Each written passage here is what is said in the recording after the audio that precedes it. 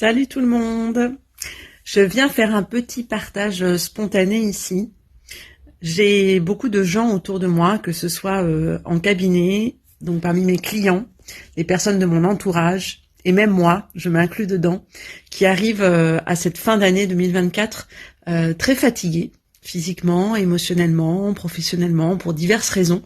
Vraiment beaucoup de fatigue autour de moi en ce moment. Je la constate, je la ressens également.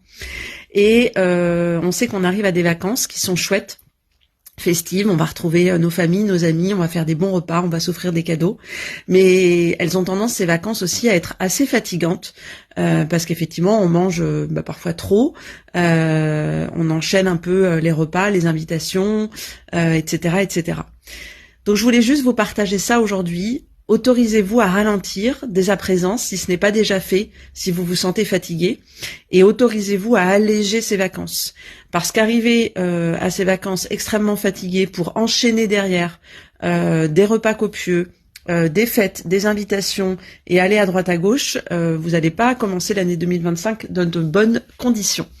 Donc autorisez-vous, si vous en avez besoin dès à présent, à vous coucher à 20h, c'est ok, à dire non à la copine finalement avec qui vous aviez rendez-vous demain soir, c'est ok, à ce que votre maison ne soit pas parfaitement rangée, c'est ok, à ce que vos papiers ne soient pas complètement à jour, et autorisez-vous pour ces vacances aussi peut-être à faire plus simple que ce que vous aviez prévu. Moi j'ai fait partie de la team il y a encore quelques années qui a enchaîné d'aller voir les uns et les autres et de faire un véritable tour de France en 3 jours à mon détriment. Pour faire plaisir aux autres finalement et pour contenter tout le monde, c'était à mon détriment. C'est fini ça pour moi depuis longtemps. Quitte à déplaire, quitte à avoir des reproches plus ou moins explicites, tant pis.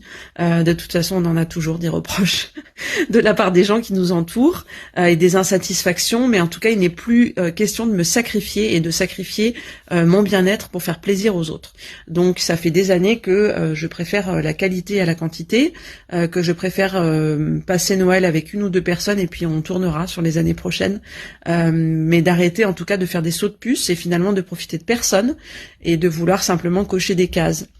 Donc voilà, c'était mon partage du jour. Si vous faites partie, comme la plupart des gens que je rencontre aujourd'hui et moi-même, des personnes qui sont fatiguées en cette fin d'année et qui ont besoin d'avoir du temps de qualité pour eux-mêmes et avec les autres, autorisez-vous, si ce n'est pas déjà fait dès à présent, à faire des choses qui vous font du bien et à revenir à des fondamentaux, sommeil, alimentation équilibrée, oxygène, mouvement, etc., etc. Prendre un bain, boire une tisane, faire des choses qui vous font du bien.